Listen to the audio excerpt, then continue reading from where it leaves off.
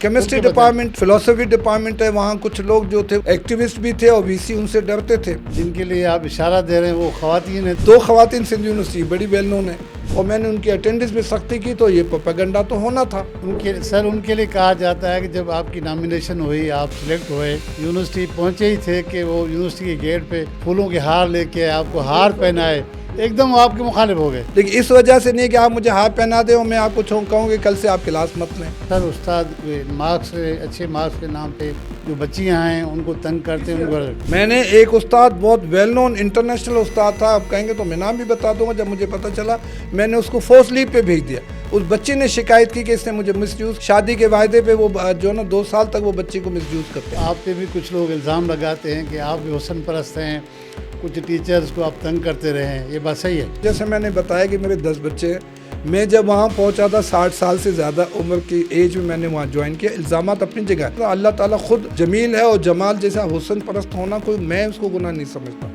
मेरे वक्त में कोई गलत अपॉइंटमेंट हुआ है, जैसे अभी चल रही कि गर्लफ्रेंड को जॉब दे दी, ऐसी कोई बात थी, एक नाम बता दें कि मैंने कोई गलत काम किया। आप समझ रहे हैं कि एंटी करप्शन में जो केसेस गए इसमें खवातीन का हाथ है? 100% था। वो एप्लीकेशन गई थी।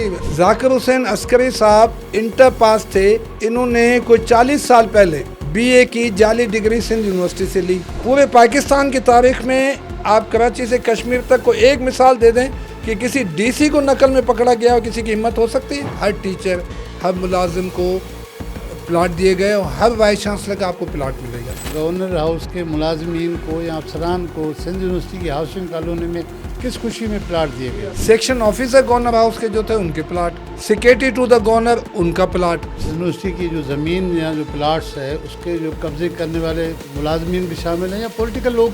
यकीनन पॉलिटिकल लोगों की सपोर्ट के बगैर तो कब्जा हो नहीं सकता। इतने वाइस चांसलर है अब सबके, मजहर सिद्दीकी साहब के, सिद्दीक करोड़ों के प्लाट मौजूद हैं। इससे पहले जो असातिज़ा वाइस चांसलर थे वो भी, और जो बाहर से वाइस चांसलर गया उसके भी प्लाट हैं। फतेह मोहम्मद मुफत पे इतने इल्ज़ाम जो लगाते हैं, आप बता दें कि उनके नाम कोई एक प्लाट, 1 इंच ज़मीन भी 4 साल में तो 4 प्लाट में ले सकता था।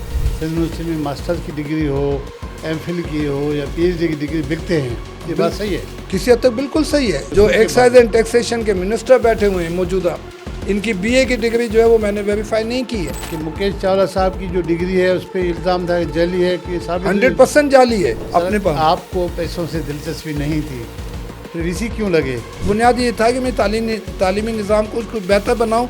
कि मैं आज भी कहता हूं कि तरक्की याफ्ता मुल्क अगर तरक्की याफ्ता है तो यूनिवर्सिटी की वजह से। LLB की डिग्री पहले कराची यूनिवर्सिटी से जाली डिग्री लेते थे, जाली इम्तहान होते थे, जो दूसरे लोग बैठते थे और धड़ाधड़ कॉलेज में सेंटर पढ़ते थे। यूनिवर्सिटी खाली इम्तहान डिग्री देने वाली होती थी। मैं बड़े दावे से अगेन रिपीट करता हूँ कि institute of English language and literature Pakistan में कोई ऐसा डिपार्टमेंट नहीं है। आप ये कह रहे हैं कि ख्वाजा इज़हार साहब जो MQ से जिनका ताल्लुक है, उनकी तैयारी नहीं थी, आपने नकल करने नहीं दिया? तैयारी नहीं थी, बात तो बेचारे से, हाँ, ऑन द रिकॉर्ड हो फेल हो गए।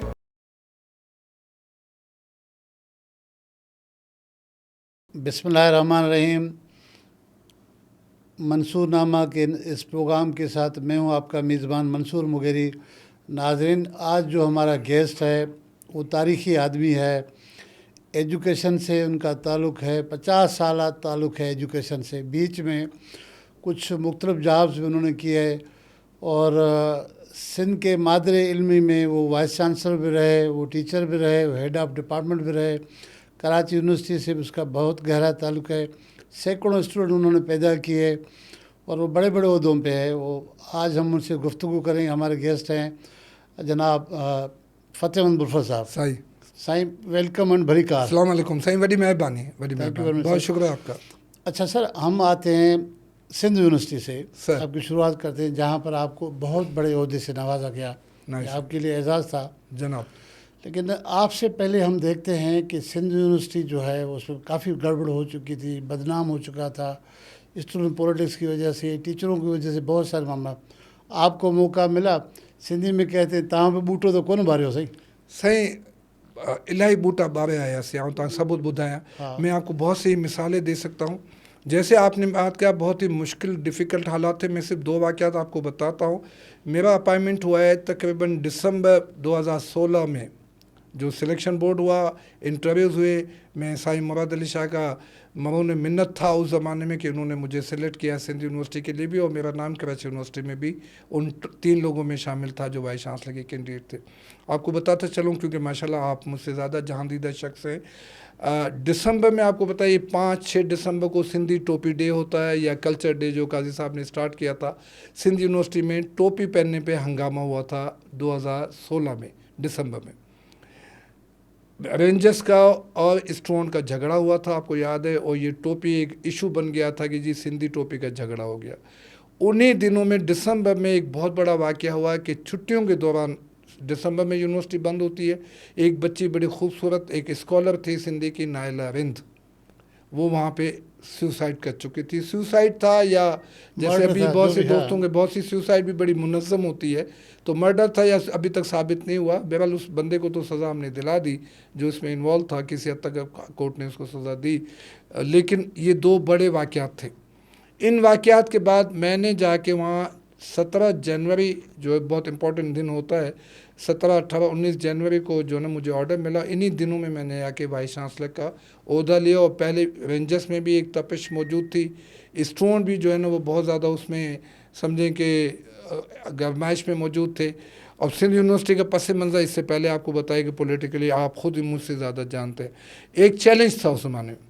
मैं मुख्तसर आप बताऊँ, इन हालात में जब मैंने ज्वाइन किया, आप रिकॉर्ड देखिएगा, अल्लाह का शुक्र है, मैं इसको बड़ी कामयाबी सा कहता हूँ कि एक नहीं मैं 30,000 जो है वो, जैसे आपने कहा ना बूटा दरख्त खाली, में प्रैक्टिकली बता रहा हूँ, जिसके नासिर हुसैन शाह हमने अर्बन फॉरेस्ट लगाया, मैं 30,000 तो दरख्त मैंने प्रैक्टिकली लगाए। और आपकी दुआ से वहाँ हज़ारों ग्रेजुएट्स हैं जो दुनिया में इस वक्त बैठे हुए हैं। मैंने नए नए डिपार्टमेंट बनाए। आपको बहुत खुशी होगी कि अब वहाँ सिंध यूनिवर्सिटी इंजीनियरिंग की डिग्री देती है, जो पाकिस्तान इंजीनियरिंग यूनिवर्सिटी से अलाउड है। जो आईटी होता था उसमें पहले सिर्फ ये बैचलर टेक्निकल इंफॉर्मेशन, अब सॉफ्टवेयर इंजीनियरिंग हो या इंजीनियरिंग के ये आर्टिफिशियल इंजीनियरिंग हो, ये मैंने काम 17-18 से स्टार्ट किया।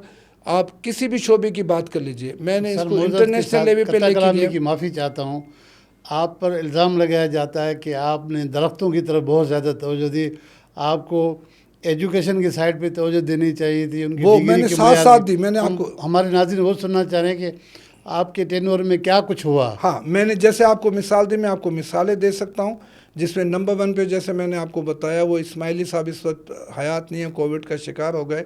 एक प्रोफेसर, एक छोटा सा डिपार्टमेंट होता है जिसको वो आईटी कहते थे, मैंने जनाब उसको फैकल्टी में चेंज किया। ये मौजूदा जो यहाँ एक्टिंग वाइस चांसलर बैठे हुए हैं खलील खुम्बाटी साहब, इस बात के वो गवाह हैं कि मैंने उसको बाकायदे इंजीनियरिंग काउंसिल से जो रूल्स एंड रेगुलेशन के मुताबिक थे उसके मुताबिक हमने उसको आईटी को जो है वो इंजीनियरिंग का शोबा बनाया, टेक्नोलॉजी के साथ साथ। नंबर 1 मिसाल दे रहा हूँ, जो इस वक्त मैं आपको मज़े की बात बताऊँ, इसके एग्जीक्यूटिव डायरेक्टर थे ज़ियाउल क़य्यूम जो HEC इस्लामाबाद के, उन्होंने विज़िट किया। डॉक्टर मुख्तार जो चेयरमैन HEC के रहे, उन्होंने विज़िट किया। एहसन इकबाल ने विज़िट किया जो उस ज़माने में प्लानिंग एंड डेवलपमेंट के थे। उसकी बुनियाद पे उन्होंने हमें 1 अरब 60 करोड़ से ज़्यादा इमदाद दी। उसकी वजह ये थी कि ये चंद शोबे जो हैं मुझसे पहले इस हालत में नहीं थे। स्टूडेंट की अटेंडेंस जो है, मैं कोविड से पहले हमने तमाम ऑनलाइन सिस्टम बनाए, बच्चों की ऑनलाइन अटेंडेंस होती थी, ऑनलाइन उनके रिज़ल्ट्स होते थे। 15-20 साल के रिज़ल्ट जो है वो आप क्लिक पे देख सकते थे। हमने तमाम वो काम जो एक इंटरनेशनल यूनिवर्सिटी को करने चाहिए थे वो हमने किए। एफिलिएशन के लिहाज से देखें, आप टर्की की बात कीजिए, आप चाइना की कीजिए, आप USA की कीजिए, आप UK की कीजिए, आप यूरोप की कीजिए, मेरे को 200-250 से ज़्यादा MOU साइन हुए, जिसमें मेरे बच्चे जो लेक्चरर थे ऑन द मेरिट 250 से ज़्यादा MOU साइन किए। MOU किस तरह के MOU? वो MOU ये थे कि एक्सचेंज MOU थे, एक्सपर्ट्स आते जाते थे, आज तक वो कायम हैं। यानी मिसाल के तौर पे इस्तांबुल की यूनिवर्सिटी उसके साथ किया, चाइना की 8-10 यूनिवर्सिटी थी जिसमें आज भी सैकड़ों बच्चों जो हमारे फ्रेश ग्रेजुएट थे उनको फर्दर एजुकेशन और स्कॉलरशिप के लिए भेजा गया। आज अगर आप दुनिया में देखें तो 17 से लेकर 21 तक जो बच्चे अब तो मुसलसल जा रहे हैं, जैसे आपने कहा, तो ये एजुकेशन की बहुत बड़ी सर्विस है। मैं आपको बहुत मज़े से और बड़े दावे से बताऊं, institute of English language and literature, मैं यहाँ आपके प्रोग्राम में बड़े वसूख से कहता हूँ, जैसे मैंने IT का कहा, जितने अच्छे computer scientist IT specialist Sindh university को हमने ग्रोन अप किए, पहले से मौजूद थे, मेरी सरपरस्ती में वो आगे चले। मैं चैलेंज करता हूँ पाकिस्तान की किसी यूनिवर्सिटी में, चाहे वो इस्लामाबाद में, पंजाब में, आईटी डिपार्टमेंट जैसा कोई आज भी कोई डिपार्टमेंट जो है वो पाकिस्तान की किसी यूनिवर्सिटी में नहीं, नंबर 1। लेकिन सिंध यूनिवर्सिटी की कोई किसी भी डिपार्टमेंट के बाहर तो वैल्यू ही नहीं है। नहीं, ये गलत बात है, ये प्रोपेगेंडा है। मैं आपको जनरली बताऊं, इसके एक और मिसाल देता हूं, institute of English language and literature. आप कराची यूनिवर्सिटी से लेके मैं सरगोदा को जानता हूं, फैसलाबाद को जानता हूं, इस्लामाबाद की तमाम, इवन पेशावर, बलूचिस्तान, आपकी दुआ से मैं हर यूनिवर्सिटी की किसी न किसी उसमें रहा हूं, कमेटी में रहा हूं, मेंबर रहा हूं, सिलेक्शन बोर्ड में गया हूं। मैं बड़े दावे से कहता हूँ कि जो शोबा और जो वैल्यूएबल टीचर्स मौजूद हैं इंग्लिश डिपार्टमेंट में, मेजॉरिटी जो है 15-20 जो वो पीएचडी हैं, जिनमें से अब वीसी बन के रफ़ीक मेमन साहब चले गए, तारिक उमरानी बैठे हुए हैं, डॉक्टर सुमेरा उमरानी, अभी बच्चा जो वहाँ बैठा हुआ है अपना फ़तेह सुमरो बैठा हुआ है सऊदीया में, ये सब इंटरनेशनल रेपुटेशन के बच्चे हैं। मैं बड़े दावे से कहता हूँ कि सिंध यूनिवर्सिटी का जो इंग्लिश का शोबा है उसके मुकाबले में मुझे कोई एक शोबा पाकिस्तान का दिखा दें, और वहाँ से जो बच्चे निकलते हैं उनके बच्चे, मेरे बच्चे वहाँ खुद पढ़ते रहे, मेरी एक बेटी ने वहाँ से ग्रेजुएशन की, 2 बच्चे मेरी पढ़ी, आज वो अमेरिका में बैठी हुई हैं। यकीन कीजिए वो हम लोगों के पास न तो वो वसाइल थे या वो मीडिया में वो रिप्रेजेंटेशन नहीं आई। सिंध यूनिवर्सिटी की चंद शोबे मैं आपको इसी तरह से फिजियोलॉजी की बता सकता हूँ, फार्मेसी बता सकता हूँ, एंथ्रोपोलॉजी बता सकता हूँ। जो सिलेक्टेड शोबे हैं वो ऑन द टॉप हैं, उनकी फैकल्टी, उनके बच्चे इस वक्त इंटरनेशनल रेपुटेशन के। मेरा बेटा समझें एक अयाज हकड़ो है जिसको मैंने सिलेक्ट मेरिट पे किया था, आज आप खाली गूगल पे उसका नाम लिखें, अयाज समूह का, ये कुछ नाम मुझे याद है। रज़ाक बच्चा एक एंथ्रोपोलॉजिस्ट है जो ऑस्ट्रेलिया में पढ़ाता रहा है, आज सिंध यूनिवर्सिटी में बैठा हुआ है। ये मैं ऑनलाइन इंटरव्यू करके मैंने बच्चों को सिलेक्ट किया, 150 से ज़्यादा मैंने उस्ताद जो भर्ती किया, मैं बड़े उसमें अगर कोई मेरा एक रिलेटिव हो, कोई रिश्तेदार हो, तो आप यकीनन मुझे कहेंगे मैंने कुछ नहीं किया। मेरिट के बच्चे हैं और इन जो इतने वैल्यूएबल हैं कि पाकिस्तान में चैलेंज करता हूँ, कायद-ए-आज़म यूनिवर्सिटी से लेके कराची यूनिवर्सिटी तक, कराची यूनिवर्सिटी से लेके पंजाब यूनिवर्सिटी तक, पंजाब यूनिवर्सिटी से लेके पेशावर तक, मैं तमाम यूनिवर्सिटी को जानता हूँ। बड़े दावे और वसूख से एक साबिक वाइस चांसलर की हैसियत से, एक ज़िम्मेदार की हैसियत से कहता हूँ कि जो वैल्यूएबल असातिज़ा और जो वैल्यूएबल जो है वो स्टूडेंट हैं, एक नहीं 30-35 हज़ार बच्चे जो है एक लाइन में खड़े होते थे। मैं आपको वो पिक्चर दिखा सकता हूँ जिन्होंने एक वाइस चांसलर के ऑर्डर पे उठते बैठते थे कि कोई एक वीसी बता दे कि 25,000 बच्चों को लाइन से खड़ा कर दे, और सोशलाइज्ड बच्चे। सेफ समय जो इसका गवाह है, मुझे डीसी ने मना किया था कि आपने बच्चों का कोई प्रोग्राम नहीं करना। आपकी दुआ से मैं दिन में 5 प्रोग्राम डेली करता था, तो इस हिसाब से 4 साल में कितने सैटरडे संडे को किस हिसाब से मनो किया था बच्चों? कैप्टन फरीद हमारे डीसी जामशोरा होते थे। मैंने जैसे आपको बताया ये सेफ समय जो का जो स्टार्ट हुआ मेला जो है, तो यकीनन बच्चों को हमने एक जानब तो, क्योंकि मैं खुद जो है ना एक सोशियोलॉजिस्ट हूँ, तो मैंने एकेडमिक्स और साथ में नॉन एकेडमिक्स एक्टिविटीज़ साथ की। आपने जो बात की उसमें मैं आपको बताता चलूँ, आप गूगल पे देख लीजिए कि मुझसे पहले HEC से रिकग्नाइज रिसर्च जर्नल कितने थे। जनाब अली 15-20 जर्नल जो रिसर्च जर्नल, क्योंकि रिसर्च एंड एजुकेशन यूनिवर्सिटी की खूबी होती है। यूनिवर्सिटी की पहचान क्या बनेगी कि वो कितने तहकीकी काम करते हैं, कितने प्रोजेक्ट्स उनको मिलते हैं। जो मैं आपको बता रहा था सेफ समय जो का बहुत बड़ा प्रोग्राम जिसमें 30,000 बच्चे शामिल हुए, वो लेटर मेरे पास पड़ा हुआ है कि डीसी जामशोरा ने लिखा कि आप खुद जिम्मेदार होंगे। कोई धमाका हो सकता है, आपको पता है एक ज़माने में जामशोरा की पुल पे धमाके हुए थे, उसी ज़माने की बात है। मैंने कहा मेरी जिम्मेदारी है, मेरे साथ 25,000 बच्चे मेरे सिपाही हैं, मुझे किसी रेंजर्स की ज़रूरत नहीं है, किसी पुलिस की नहीं है, ये बच्चे मेरे सिपाही हैं। उन्होंने साबित किया। हमने 3-4 दिन का प्रोग्राम किया जिसमें लाहौर से लेके जो है वो आर्ट काउंसिल जिसे आप यहाँ कहते हैं, ऐसा नहीं, हमने बाकायदा स्कॉलर बुला के वो प्रोग्राम किया जिसमें सिर्फ म्यूज़िक शामिल नहीं थी, आर्ट, लिटरेचर, तमाम चीज़ें, इंटरनेशनल लोग इसमें शामिल हुए, फ्रांस से लोग उसमें आके शामिल हुए। सर आपने माशाल्लाह से ये तमाम चीज़ें रिकॉर्ड पे हैं, चीज़ों आप बता रहे हैं रिकॉर्ड पे, ये तमाम चीज़ें रिकॉर्ड पे हैं कि क्या वजह है कि सिंध यूनिवर्सिटी का शुमार जो 100 रैंकिंग में भी नहीं आ रहा है। देखिए मैं आपको बताऊं, उस वक्त की अगर रैंकिंग जो इसकी होती थी, मैं इसको 500 तक लेके गया था।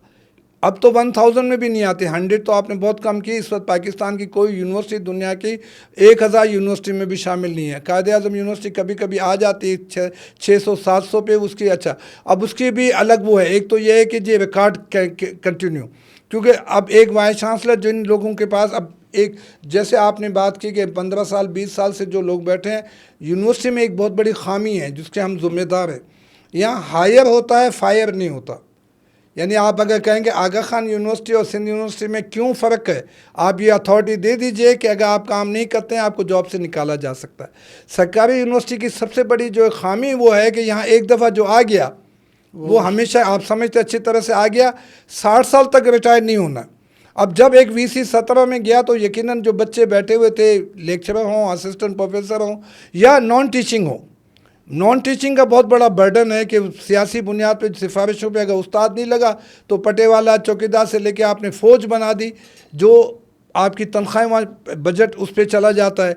लेकिन हमारा ये है कि एक बुनियादी चीज़ जो आसान जवाब है कि आप हायर करते हैं, फायर नहीं कर सकते। जब बंदे को पता है कि मुझसे कोई सर आपने बताया कि वहाँ बदकिस्मती ये है कि सरकारी इदारों में ये बड़ी हायर किया जाता, फायर नहीं किया जाता। हाँ, सिंध यूनिवर्सिटी में ये देखा गया कि बहुत सारे लोग हैं जो यूनियन में हैं या उनकी जो असातिज़ा की तंजीम है वो क्लासेस नहीं लेते थे, तो आपने क्या किया उनके लिए? ये बहुत बड़ी इंपॉर्टेंट बात है, आपने बहुत अच्छी बात की कि मैं खुद इसका विक्टिम हूँ कि हम जब स्टूडेंट थे 80, 81, 82 में, इससे पहले आपको पता है कि यूनिवर्सिटी में तालिब इल्म को सियासत में हिस्सा दे, दरगाह होती थी, बड़े बड़े लीडर वहाँ से निकले।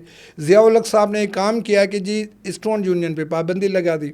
लेकिन बहुत अच्छी बात आपने की कि ये वो यूनिवर्सिटीज़ हैं जहाँ हर साल असातिज़ा के इलेक्शन होते हैं। अभी आपने देखा है सिंध यूनिवर्सिटी में इलेक्शन हुए, कराची यूनिवर्सिटी में अक्टूबर में इलेक्शन होने वाले, NED तक में इलेक्शन होते हैं। ये तजाद है। स्टूडेंट्स को पॉलिटिक्स में हलफनामा लिखवाया जाता था, एक 50-100 रुपये का कसमनामा लिखवाते थे कि मैं आज के बाद सियासत में हिस्सा नहीं लूँगा। अब तो शायद वो कसमनामे हम लोगों ने ख़त्म किए हैं।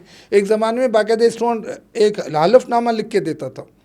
टीचर्स की सियासत पे पाबंदी नहीं। आपने बहुत बड़ी बात की, ये सपला हो, मैं तो नाम लेके, सूटा आपको पता है सिंध में सूटा कहलाती है, कराची यूनिवर्सिटी में कुट्स कहलाती है, पंजाब में भी मौजूद है, इनका अब तो पूरा फेडरेशन मौजूद है।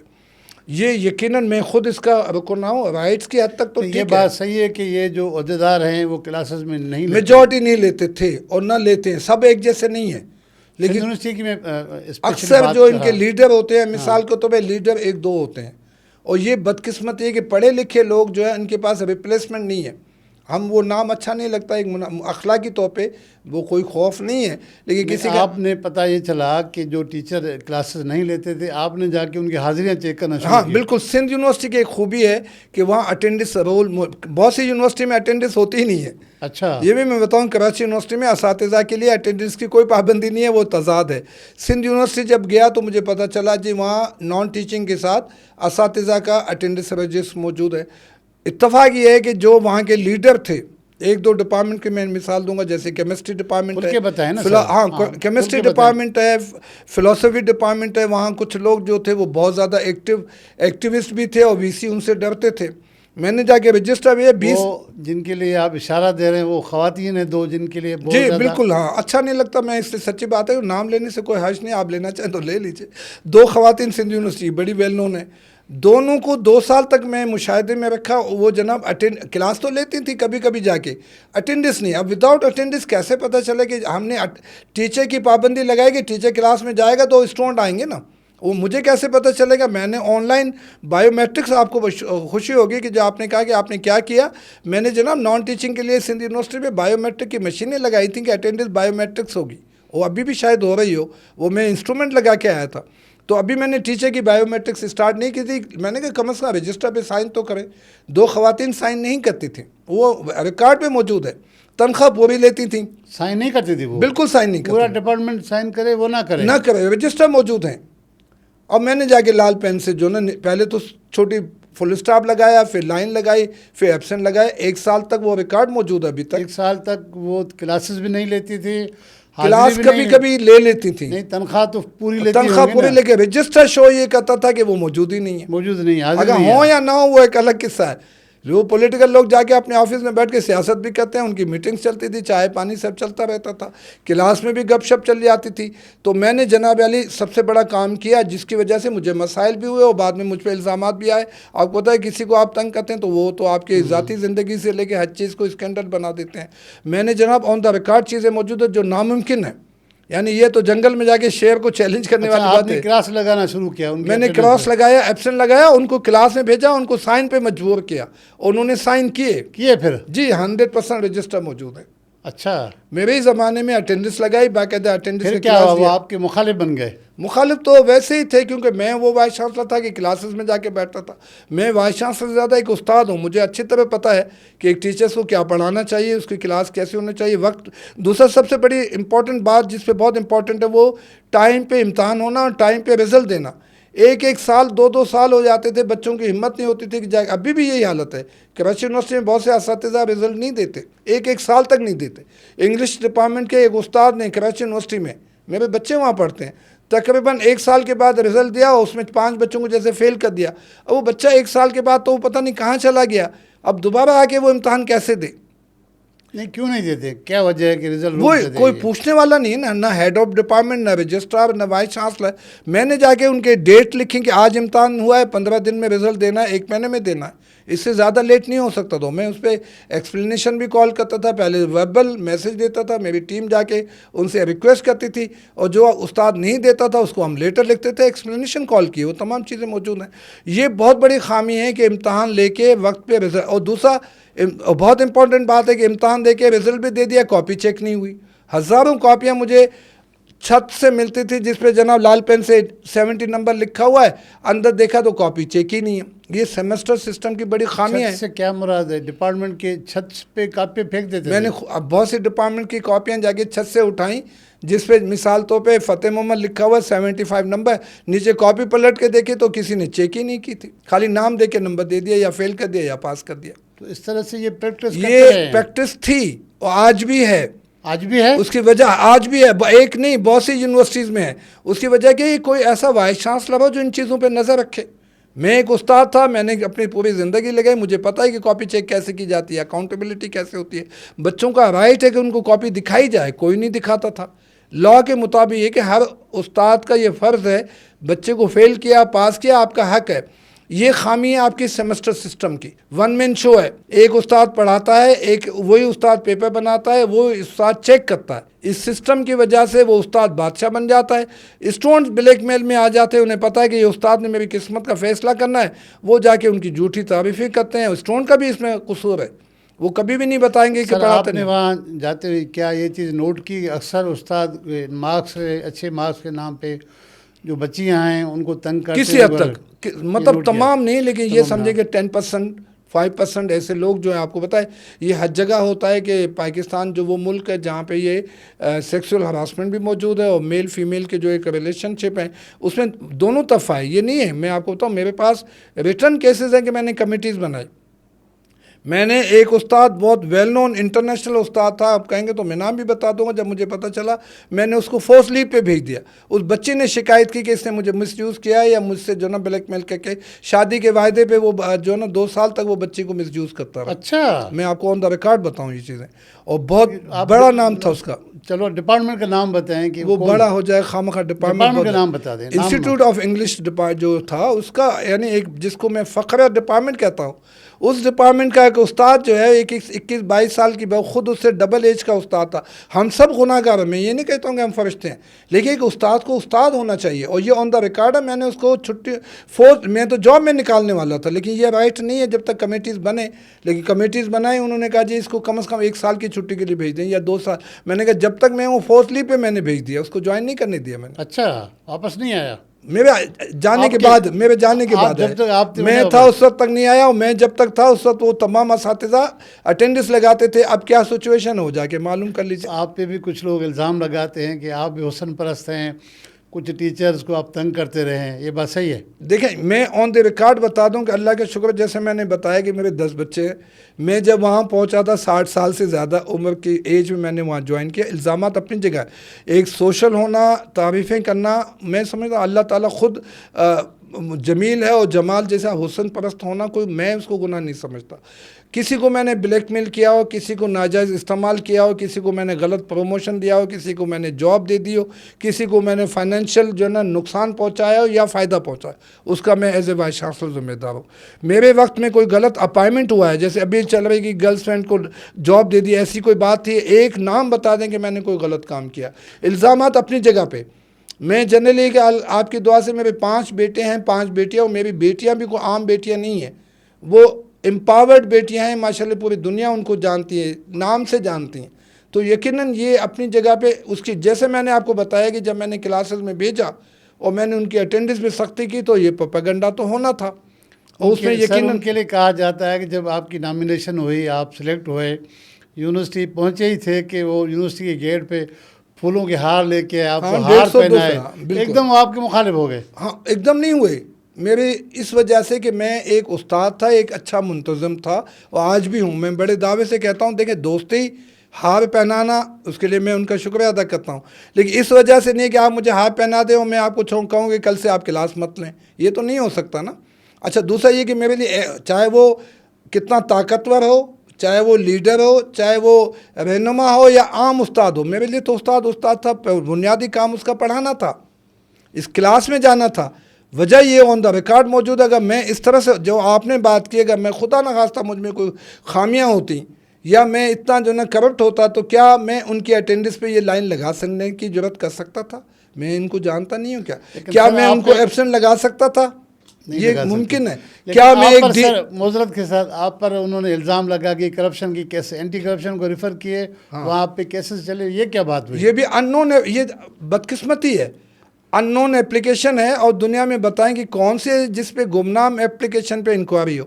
मैं आपको 1-2 वाक़यात बता देता हूँ। आपने कहा, आप समझ रहे हैं कि एंटी करप्शन में जो केसेस गए इसमें ख़वातीन का हाथ है? 100% था। वो एप्लीकेशन गई थी, मुराद अली शाह से मीटिंग हुई थी, झूठी कहानियाँ। मुराद अली शाह यकीन वो भी कानून के कच्चे होते हैं। मुराद अली शाह साहब बहुत कदरदान थे, आपको बहुत रेस्पेक्ट। प्रोपेगेंडा, हाँ बिल्कुल। मैं आज भी आखिर क्या वजह हुई कि वो आपकी मुखालिफ बन गए? मैं मुगरी साहब आपको सिर्फ 2 वाक़यात, ऐसे तो हज़ारों वाक़यात हैं, मैं एक वाक़या आपको बताता हूँ, अपना नाम भी याद आ जाएगा मुझे। एडिशनल सेक्रेटरी हैं मुराद अली शाह के ऑफिस में एजुकेशन के, जाकिर हुसैन अस्करी। मैं नाम बताता हूँ, अब रिसर्च कीजिएगा। जाकिर हुसैन अस्करी साहब इंटर पास थे, इन्होंने कोई 40 साल पहले BA की जाली डिग्री सिंध यूनिवर्सिटी से ली। जब वो रिटायरमेंट के नज़दीक 20 ग्रेड में पहुँच गए और chairman text Sindh textbook board के ओहदे पे रहे, मुराद अली शाह, जस्ट 1 मिनट, मुराद अली शाह के पास मुराद अली शाह ने खुद मुझे फ़ोन किया कि बफर साहब देख लीजिएगा, उनके कुलीग ने किसी ने एप्लीकेशन FI को दी कि इनकी डिग्री जाली है। मेरे पास वेरिफिकेशन के लिए आई।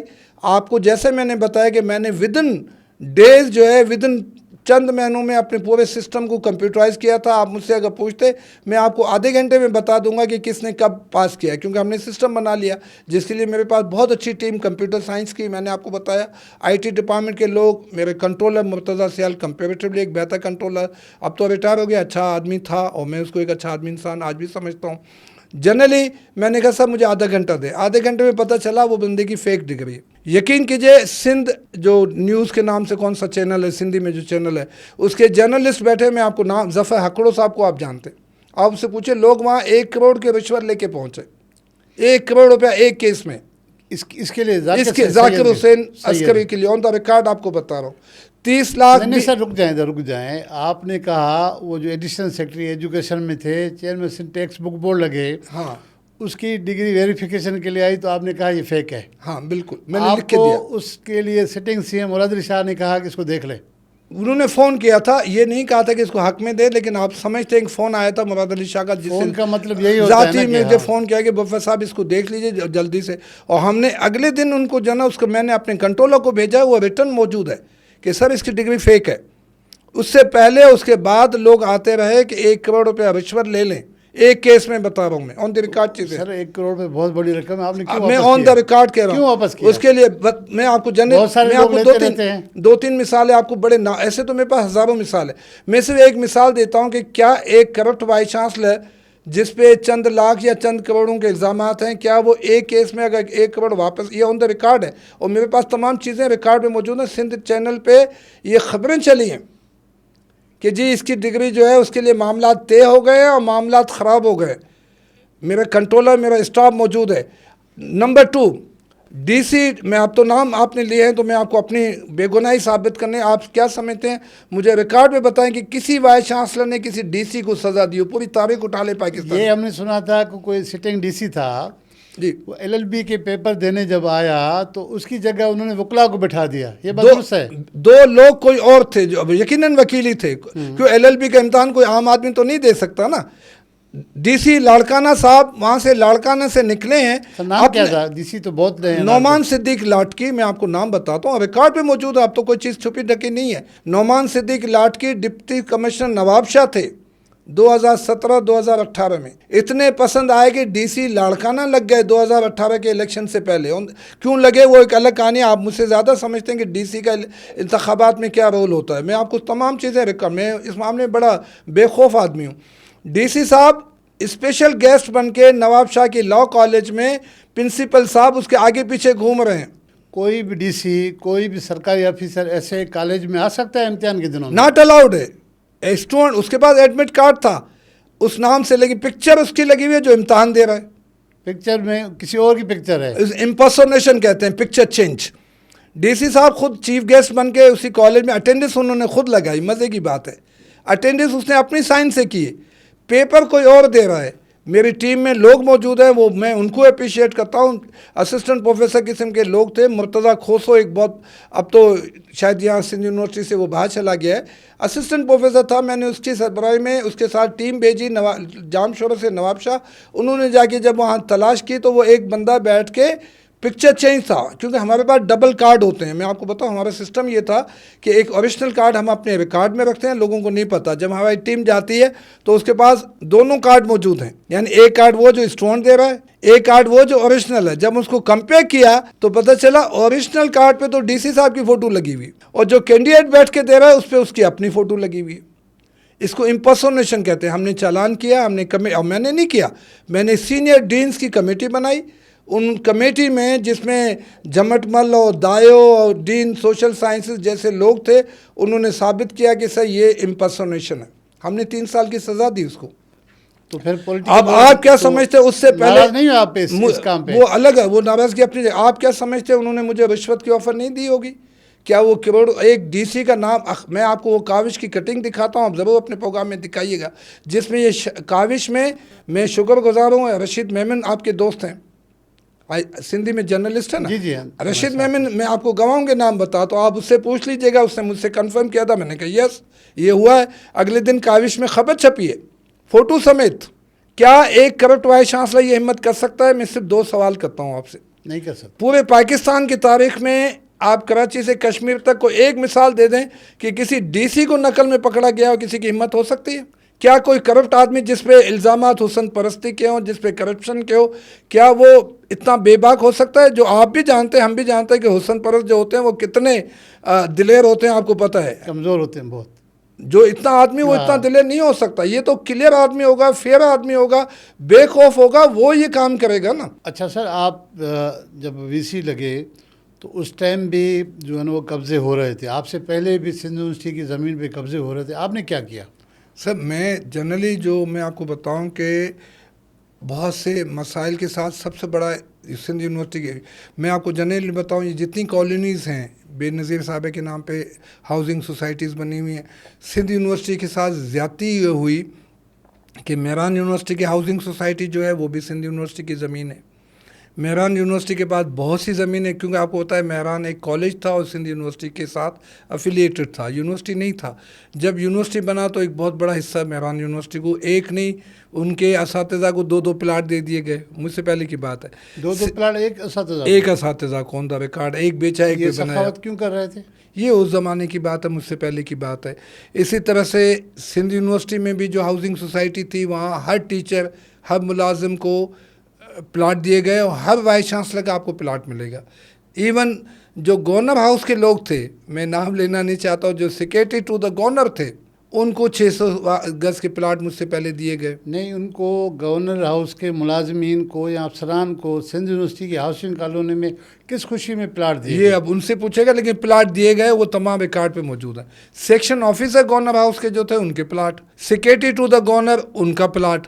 मैंने जाके इस पे कहा कि ये तो बड़ा जुल्म है, आप ऑन द रिकॉर्ड मैंने इस पे जाके, अच्छा ये तो वो है जो मतलब एक कागज़ पे बना के उस ज़मीनों को अलाट कर दिया गया। कोर्ट में केसेस चले, कोर्ट में वो डिसीजन भी मौजूद हैं कि भाई यूनिवर्सिटी का, अब ये जहाँ पे ये हाउसिंग सोसाइटी बनी हुई इसके सामने आप देखिएगा, मैंने जाके वो ज़मीन पे कब्ज़ा करके, नहीं तो खाली ज़मीन पे उस पर कब्ज़ा हो रहे थे, जो बिल्कुल सिंधियालॉजी के सामने से लेके आप गेट नंबर 2 या 1 तक आए, मेहरान यूनिवर्सिटी के सामने ये ज़मीन मैंने महफूज बनाई जो खाली पड़ी हुई है। जनरली यहाँ पे जो कब्ज़े थे हमने वो कब्ज़े ख़त्म कराए। सिंध यूनिवर्सिटी के जो मुलाजिम थे उन्होंने खाली कंपनी में गोठ बना दिए, मैंने उन पे ख़त्म भी कराए। FIR को 10-15 लोगों पे मैंने FIR दर्ज कराई, वो केसेस जीते। यूनिवर्सिटी की जो ज़मीन या जो प्लाट्स है उसके जो कब्जे करने वाले मुलाजमीन भी शामिल हैं या पॉलिटिकल लोग? यकीनन पॉलिटिकल लोगों की सपोर्ट के बगैर तो कब्ज़ा हो नहीं सकता, क्योंकि पुलिस भी शामिल है, पॉलिटिकल लोग भी शामिल हैं और मुलाजमिन भी शामिल हैं। मिलके उन्होंने गोट बना लिए नाजायज़। आज भी सिंध यूनिवर्सिटी की इवन लियाकत मेडिकल कॉलेज जो है उसके पीछे जो ज़मीन थी सिंध यूनिवर्सिटी की, वहाँ गोट बने हुए हैं। मैंने काफ़ी गोट खाली कराए। यूनिवर्सिटी के प्लाटों पर उन्होंने गोट बना दिए, गोट बनाए हुए हैं, अभी भी बने हुए हैं। हमने काफ़ी हद तक खाली कराए। और मेरे वक्त में कोई गोट बना हो, किसी को कोई प्लाट मिला हो, इवन एक वाइस चांसलर जो भी 4 साल वहाँ टेन्योर वाइस चांसलर रहा है उसको एक प्लाट एजाज़ी दिया जाता है। ये रूल्स हैं सिंडिकेट के, रूल्स के मुताबिक उस जितने वाइस चांसलर है, अब सबके मज़हर सिद्दीकी साहब के मेरे बुज़ुर्ग हैं लेकिन प्लाट वहाँ मौजूद हैं। सिद्दीक करोड़ों के प्लाट मौजूद हैं। इससे पहले जो असातिज़ा वाइस चांसलर थे वो भी, और जो बाहर से वाइस चांसलर गया उसके भी प्लाट हैं। फ़तेह मोहम्मद मुफ़त पे इतने इल्ज़ाम जो लगाते हैं, आप बता दें कि उनके नाम कोई एक प्लाट 1 इंच ज़मीन भी 4 साल में तो 4 प्लाट में ले सकता था। कोई 1 इंच ज़मीन मैंने ली हो तो मैं आपका गुनाहगार हूँ। अब ये कोई ढकी छुपी बात तो नहीं है। तो जनरली क्या है कि न मैंने लिया न लेने दिया, जो लोगों के कब्ज़े थे उनको ख़त्म कराए।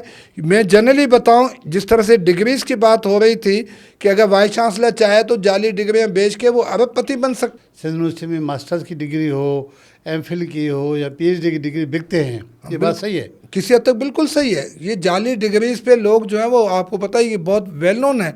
लेकिन मैंने जैसे आपको बताया कि मैंने 2-3 आपको मिसालें दी कि एक वो वाइस चांसलर जो DC को नकल न करने दे, वो वाइस चांसलर जो एडिशनल सेक्रेटरी और चेयरमैन बोर्ड जैसे अहदे पे रहने वाले शख्स को जो है उसको CM को लिख दे कि इसकी डिग्री जाली है। मैं आपको एक और नाम बता दूँ अगर मुझे इजाज़त दें तो, जो एक्साइज एंड टैक्सेशन के मिनिस्टर बैठे हुए हैं मौजूदा, इनकी BA की डिग्री जो है वो मैंने वेरीफाई नहीं की है, जाली है। साहब पे इल्ज़ाम था कि इसकी फेक डिग्री है। अब मैं आज भी मानता हूं कि वो साबित नहीं हुई, इसलिए वो कोर्ट में चले गए। नहीं, तो आप ये कहना चाह रहे हैं कि मुकेश चावला साहब की जो डिग्री है उस पर इल्ज़ाम था कि जाली है, कि साबित 100% जाली है, जाली डिग्री है, 100% जाली है। मैं बड़े वसूख से कहता हूँ। अब मैं इससे आपसे हमसे तो NOC, मेरे एक बहुत अच्छे दोस्त हैं अभी VC के लिए उनका नाम आ गया। मुझे सिर्फ सवाल ये करना है कि एक जाली डिग्री वाला आदमी पाकिस्तान में मिनिस्टर बन सकता है? नहीं बन सकता। उसको NOC कौन देता है ये आप मालूमात कीजिए कि NOC के बगैर तो यहाँ सेक्रेटरी नहीं लगता है, वाइस चांसलर नहीं लगता। हम VC बनते हैं तो हमें पहले NOC लेना होता है कि भाई इन पे कोई इल्ज़ामात तो नहीं है।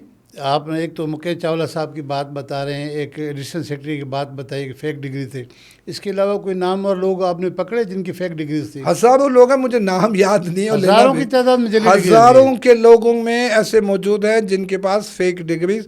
ये मुशर्रफ साहब ने एक कमाल ये किया कि सियासत वालों के लिए BA कंपलसरी कर दी।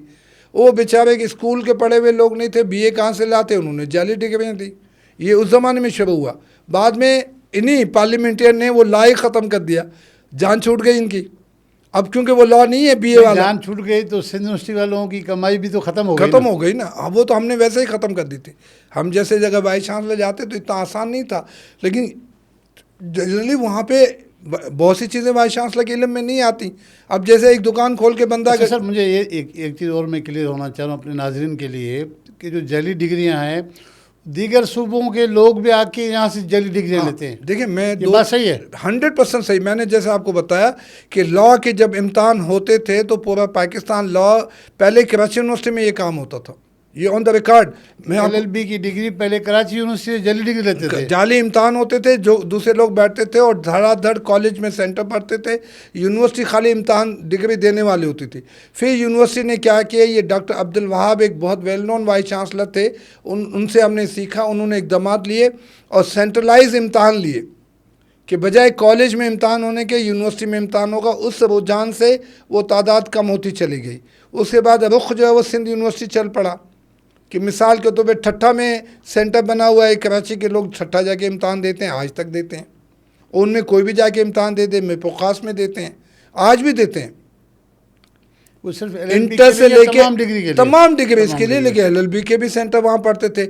मैंने जाके पहली दफ़ा ये किया है कि LLB के सेंटर मैंने सिंध यूनिवर्सिटी में डाले, सारे ख़त्म कर दिए। अगर मैं अगेन वही सवाल है कि मुझे अगर पैसों से दिलचस्पी होती, मुझे अगर डिग्रियाँ बेचने से होती, तो क्या मैं ये काम करता अपने पास? आपको पैसों से दिलचस्पी नहीं थी, फिर VC क्यों लगे? मुझे देखें, VC का एक एजाज़ है कि मैं उस्ताद हूँ। और ये जैसे आप कहते हैं कि हम जब लेक्चर में लगते हैं तो हम प्रोफेसर बनना चाहते हैं, डीन बनना चाहते हैं, और यकीन उस ओहदे में हम सब की ख्वाहिश होती है कि हम उस यूनिवर्सिटी में जाके, क्योंकि मैंने अपना जो 50 साल का तजर्बा था उसको इस्तेमाल करना था। मैं सिंध यूनिवर्सिटी और सिंध का मकरूज़ हूँ कि आज इस ओहदे पे बैठा हूँ तो मैं अपनी तालीम की वजह से हूँ। तो मेरी बुनियाद ये था कि मैं तालीमी निज़ाम को कुछ बेहतर बनाऊँ। कि मैं आज भी कहता हूँ कि तरक्की याफ्ता मुल्क अगर तरक्की याफ्ता हैं तो यूनिवर्सिटी की वजह से। अगर उनकी यूनिवर्सिटी तरक्की याफ्ता होगी, यूनिवर्सिटी क्वालिटी एजुकेशन देगी, क्वालिटी तहकीक कराएगी। मैंने 25 से ज़्यादा लोगों को रिसर्च कराई, और मैं खाली ये नहीं, आप मेरा रिकॉर्ड है कि मैं 25 लोगों को PhD करा चुका हूँ। तो मेरा रुझान था कि मैं सर, आपकी PhD से बात निकल रही है तो सिंध यूनिवर्सिटी में कोई 300 से ज़्यादा PhD होल्डर हैं। बिल्कुल ऐसा है?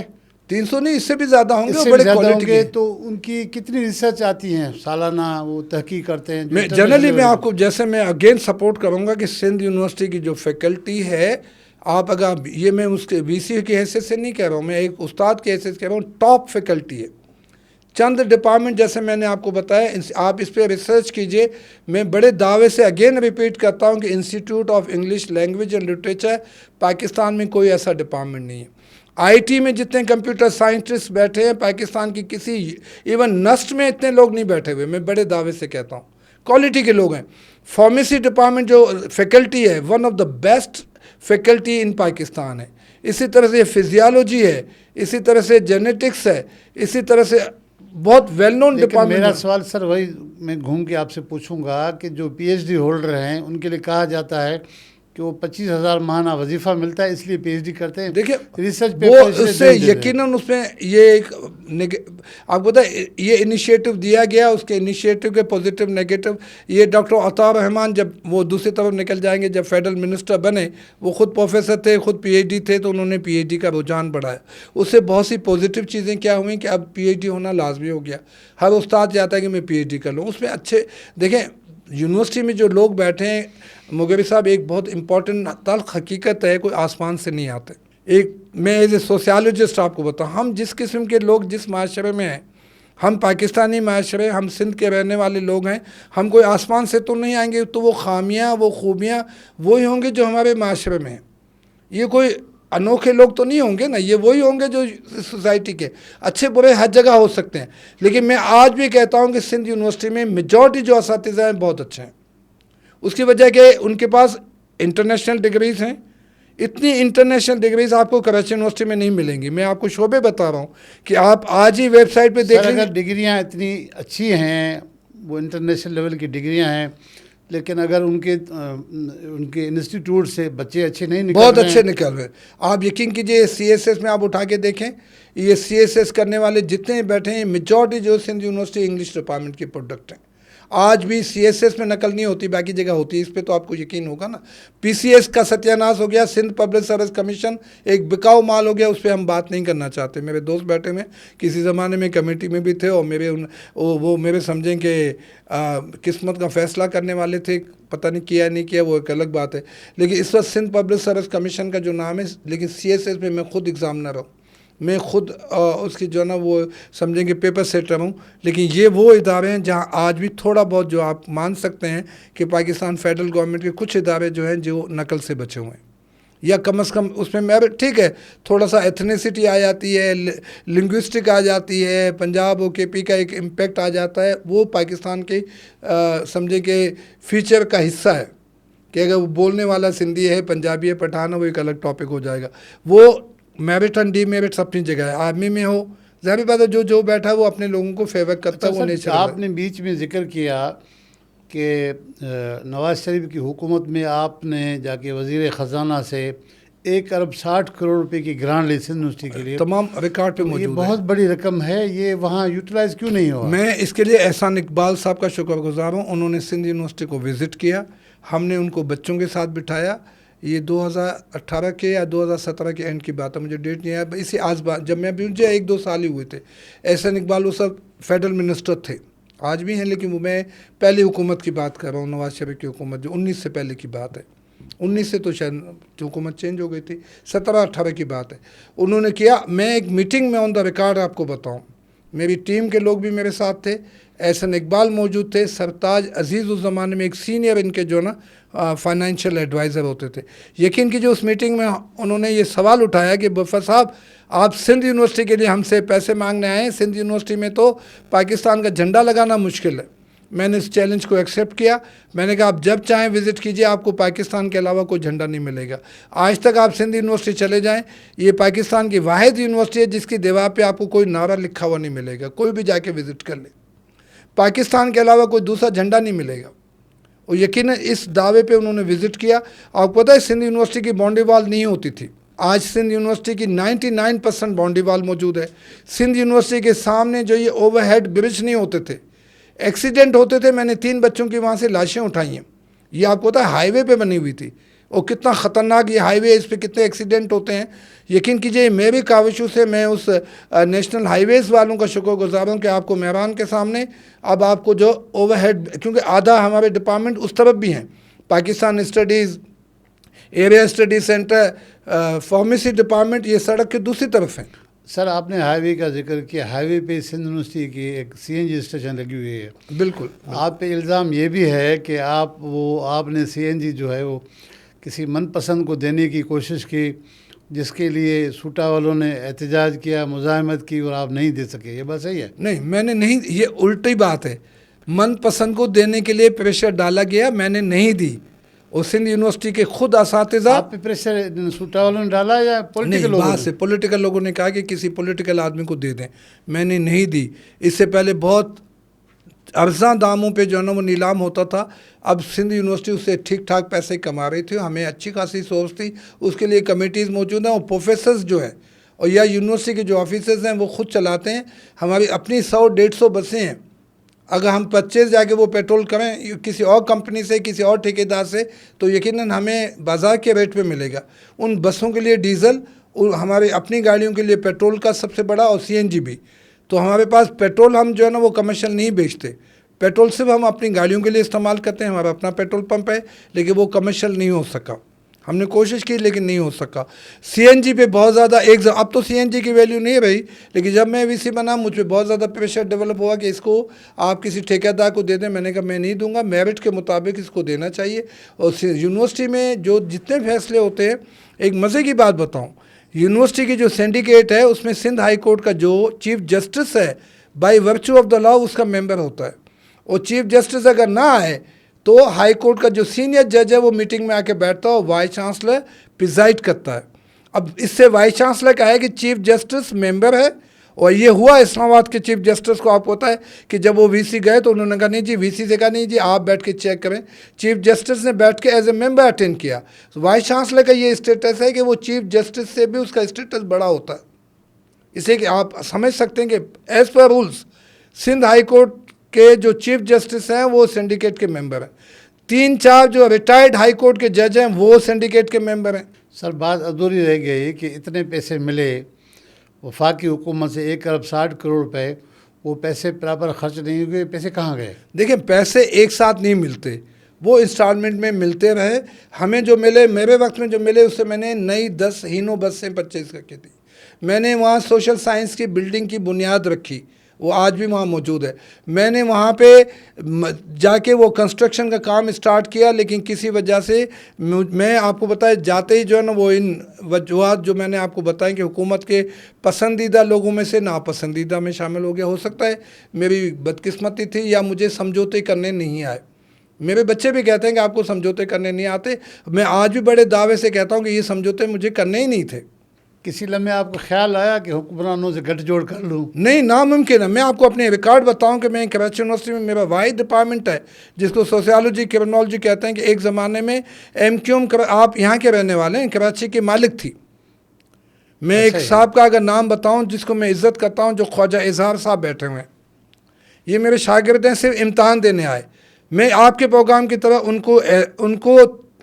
उनका समझे शुक्रिया अदा करता हूँ कि ये बंदा जब इम्तहान देने आया, मैंने कहा ख्वाजा साहब मेरे क्लास में इम्तहान में नकल नहीं होती। आप यकीन कीजिए उस वक्त DIG वेस्ट एक सरदार अब्दुल मजीद बंदी यूनिफॉर्म पहन के क्लास में बैठा हुआ है। ये दस्ती थे DIG, वो मेरी क्लास में यूनिफॉर्म पहन के बैठा हुआ था। ख्वाजा इजहार उस क्लास में इम्तहान देने आया। एक कर्नल बड़ी एजेंसीज का वो बैठ के, वो सादे ड्रेस में था, वो इम्तहान दे रहा था।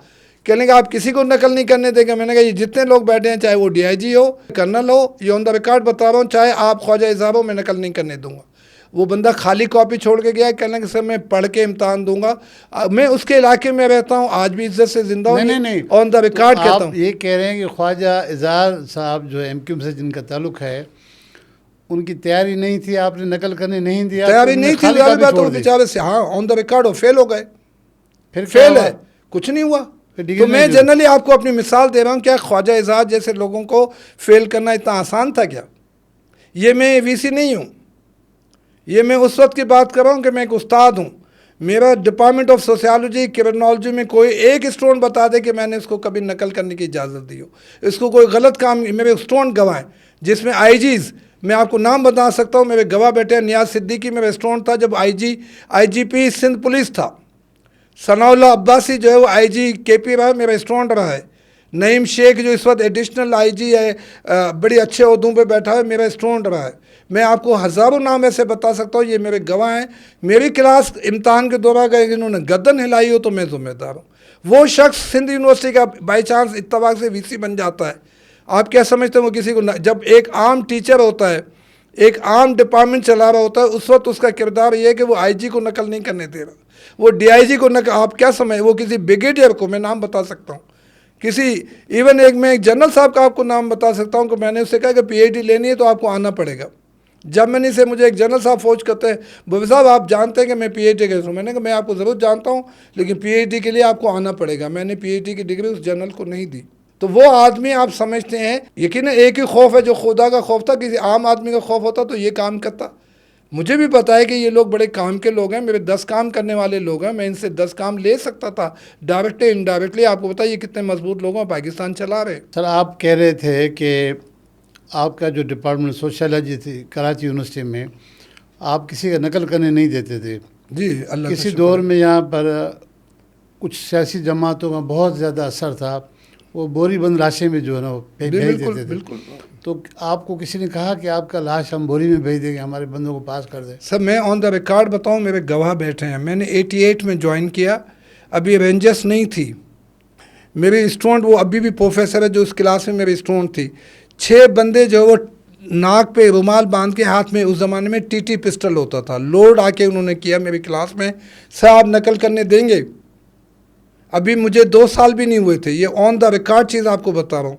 45 स्टूडेंट बैठे हुए हैं, सब सेम गए। 6 बंदे आपकी क्लास में आ जाएं और चारों तरफ फैल जाएं और TT पिस्टल निकाल के घड़ करें और शक्ल पे उन्होंने ढाटे बांधे हो।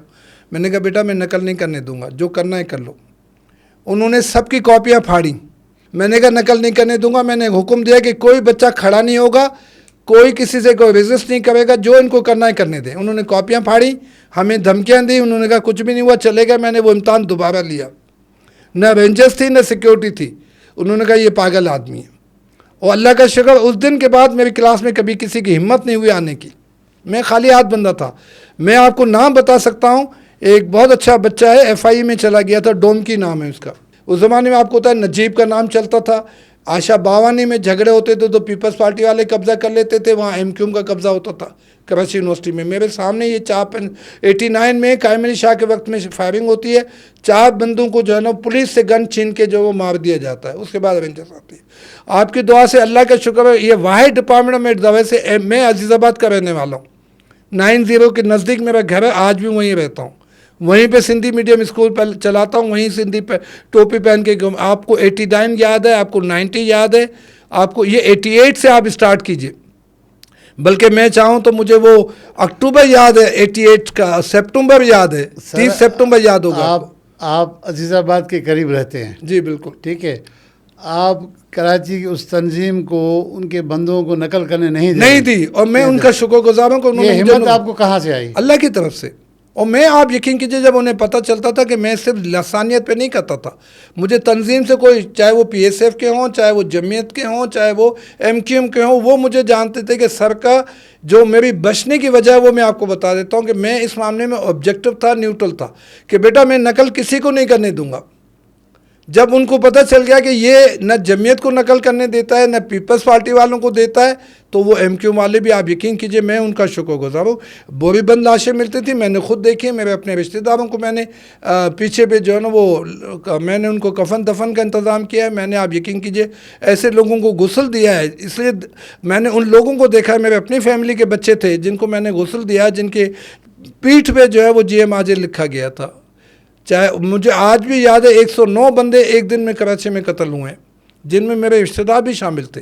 मैंने वो लाशें भी उठाई हैं मेरे घर पे। बावजूद आपने 109 बंदे कत्ल हुए एक दिन कराची में, फिर भी आपने किसी का प्रेशर नहीं लिया? मुगेरी साहब, ये पता है कि ये सांस तो आनी जानी है ना। जब मुझे पता चल गया है कि एक नौजवान बच्चा जो है उसकी लिखी, मैंने जाके वो बच्चा, मुझे वो मुमताज़ बच्चा याद है, 16 साल का मेरा एक रिश्तेदार है, उसको जो है ना उस ज़माने में स्टेन गन होती थी, स्टेन गन से गोली मार के उसके घर में हलाक कर दे गया। मैंने जाके उसकी डेड बॉडी उठाई। अब स्टेन गन की गोली जिसके मुंह पे लगी होगी, आप उसको इमेज कर सकते हैं उसकी लाश कैसे। मैंने उससे हम दिलेर हो गए कि जी मरना तो है ही ना, केले के छिलके से स्लिप होकर आदमी मर जाता है। मुझे क्या पता कि अगले दिन मैं ज़िंदा हूँ या ना हूँ, तो मुझे डर और खौफ एक मौत का ही तो है ना।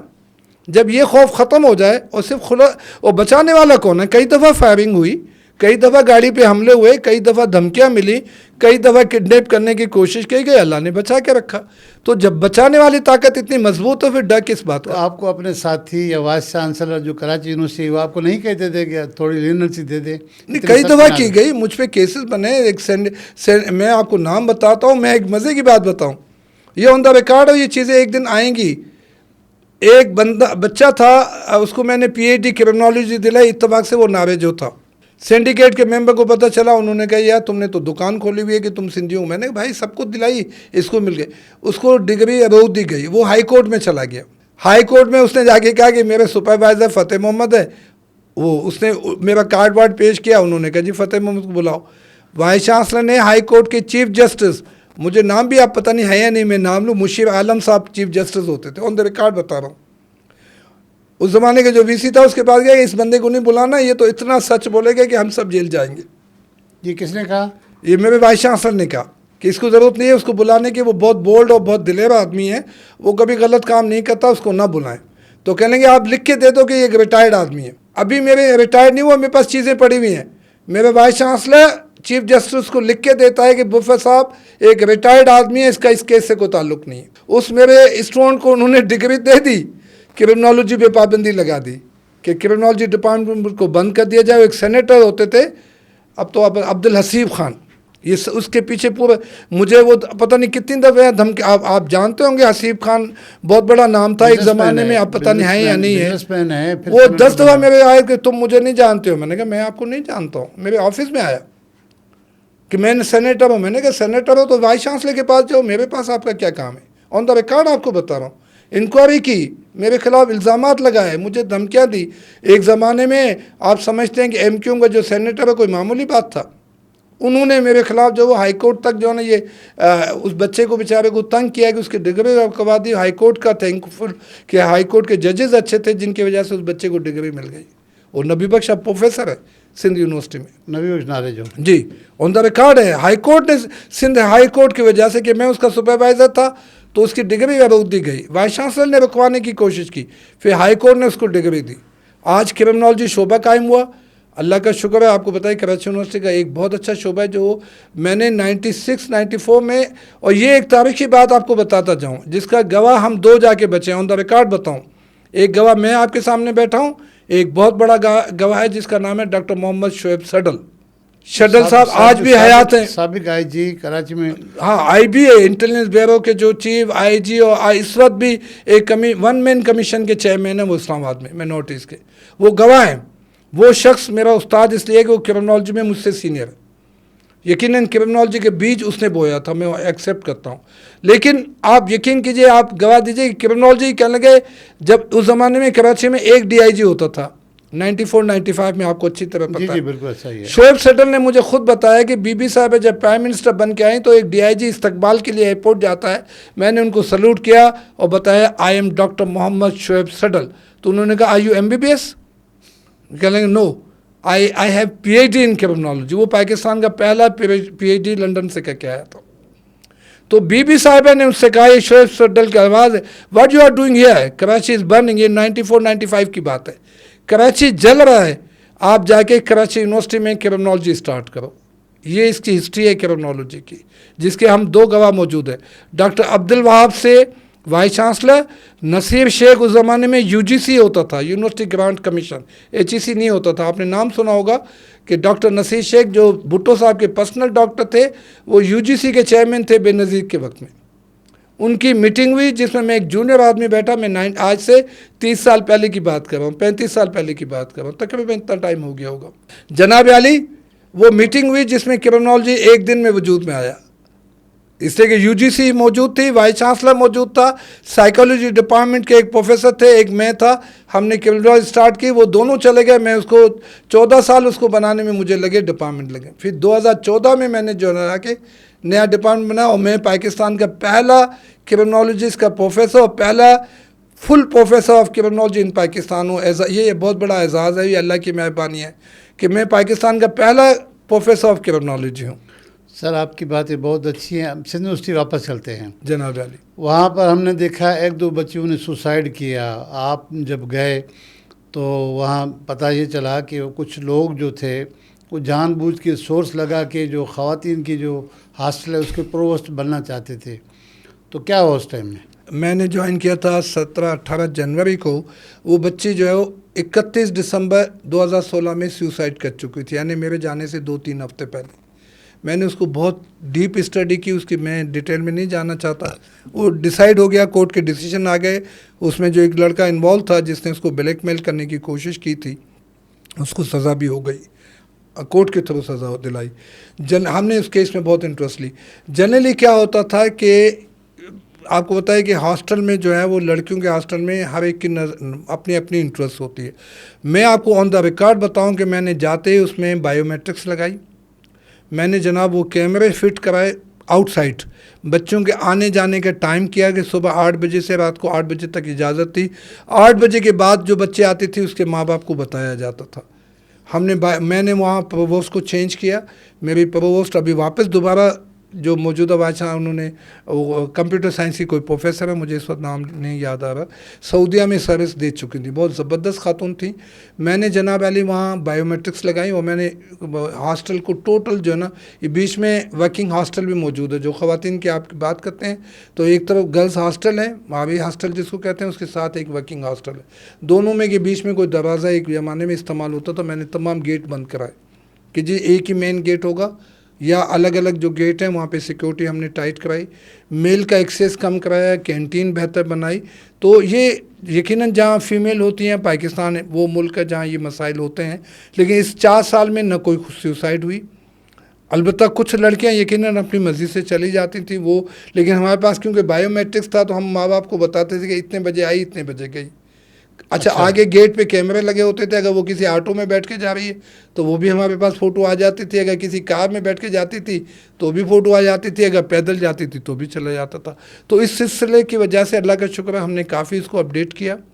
बच्चियाँ बहुत अच्छी हैं, यकीन कीजिए अच्छे बुरे लोग हर जगह होते हैं, लेकिन मैं जनरली बताऊं कि हमारे हॉस्टल की बच्चियां बहुत ही गरीबों की बच्चियां, पढ़ाकू बच्चियां, हमने स्कॉलरशिप आप दे आके देखें, हमारे जो फाइनल सिस्टम में आपको बताऊं बैतुल माल से प्रोजेक्ट्स हुए, मेरे 99% बच्चों को कोई ना कोई स्कॉलरशिप मिलती थी, उसमें फेडरल गवर्नमेंट भी शामिल थी, 99% बच्चों को कोई ना कोई स्कॉलरशिप हम देते थे, बिल्कुल मेरिट पे देते थे, और कोई ना कोई स्कॉलर लाखों करोड़ों की तादाद में।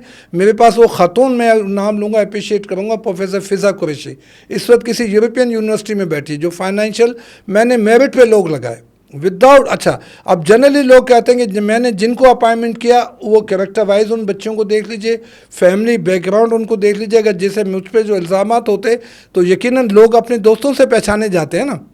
मेरी टीम में जो लोग थे, आप उन ख़वातीन की लिस्ट निकाल लीजिए, आला क्वालिटीज़ के, आला किरदार के, आला ख़ानदानों से ताल्लुक़, मैं नाम नहीं लेना चाहता क्योंकि ज़ाहिर बात अब मैं उस पोजीशन में नहीं हूँ, लेकिन मेरी टीम 4 साल में जो बच्चियाँ मेरे साथ शामिल थी, मैं तो उनको अपनी बच्चों की तरह डील करता था। जो लड़कियाँ शामिल थीं या जो यंग लड़के और यंग लड़कियाँ मेरी टीम में थे, और टैलेंटेड बच्चे थे, कोई ढकी छुपी बात नहीं है कि जिनको मैंने प्रोवोस्ट लगाया, आप उनके नाम निकाल लीजिए कि मैंने किस किस को लगाया।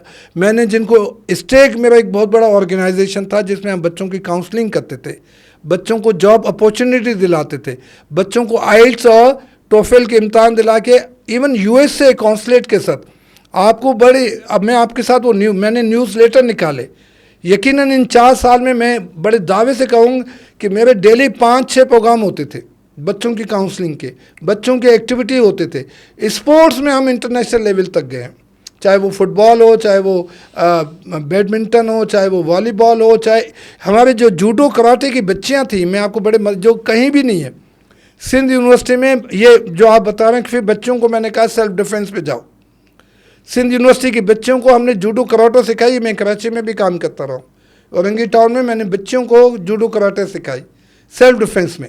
ये काम मैंने सिंध यूनिवर्सिटी में किया। आप आज भी मालूम कर लें कि ब्लैक बेल्ट तक बच्चियाँ गई। सर, आपसे आखिरी सवाल ये है, प्रोग्राम का वक्त काफ़ी हो गया है। सिंध की ख़ास तौर पर जो पब्लिक यूनिवर्सिटीज़ हैं उसका हाल बहुत बुरा है, कैसे ठीक किया जा सकता है? सर देखें, मैं जनरली मेरिट, अब इस वक्त ये हालत है कि पता नहीं क्या वजूहत हैं, लेकिन सीएम तक वो लोग पहुंच ही नहीं पाते।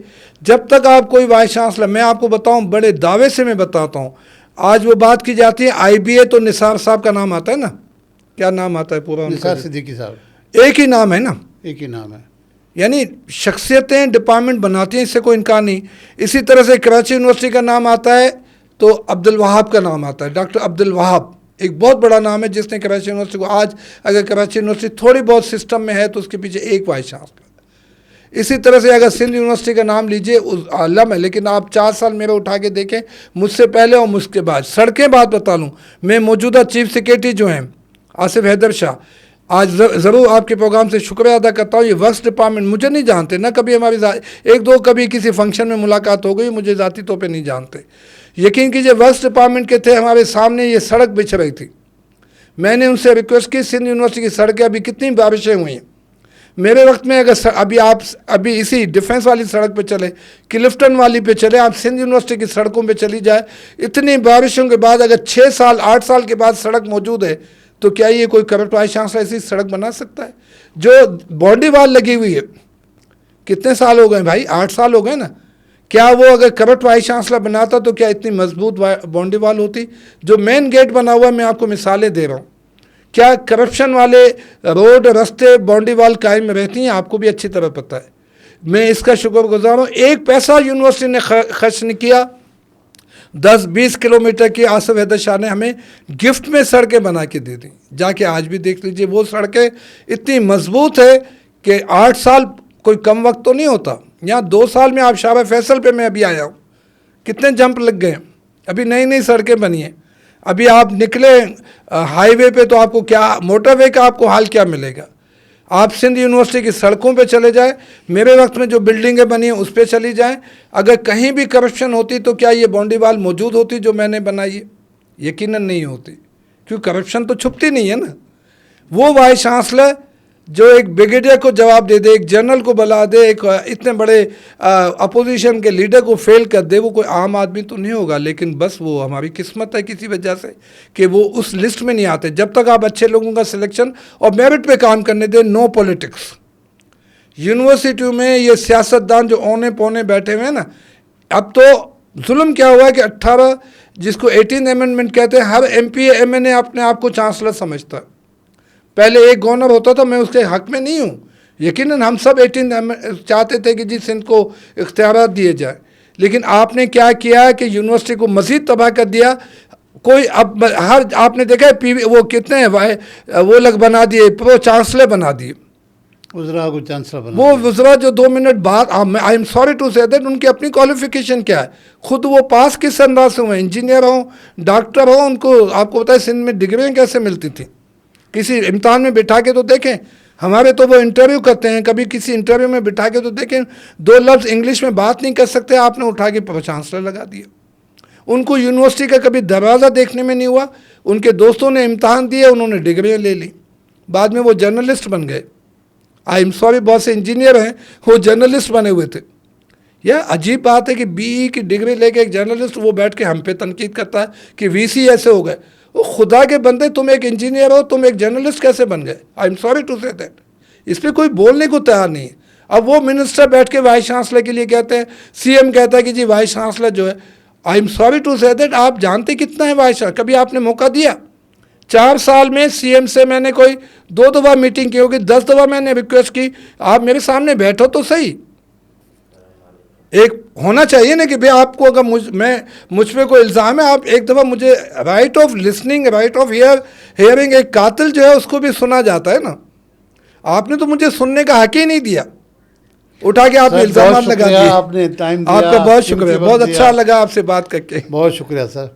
व्यूअर्स, आपने एक तालीमदान से, एक टीचर से, एक डिपार्टमेंट के हेड से, एक वाइस चांसलर रहे हैं, उनकी गुफ्तगू सुनी और हमने उनको फुल मौका दिया कि वो खुल के बोलें सिस्टम में ख़राबी कहाँ से है, सिंध के जो तालीमी इदारे हैं ख़ास तौर पर मादर इल्म में, वो कैसे ठीक नहीं हो रहे, उनका मयार कब ठीक होगा, जो हमारी सरकार है उनकी जो सिलेक्शन है वो किस तरह ठीक है, किस तरह ठीक नहीं है, डिग्रियां कैसे बिकती हैं, कौन इसमें शामिल है।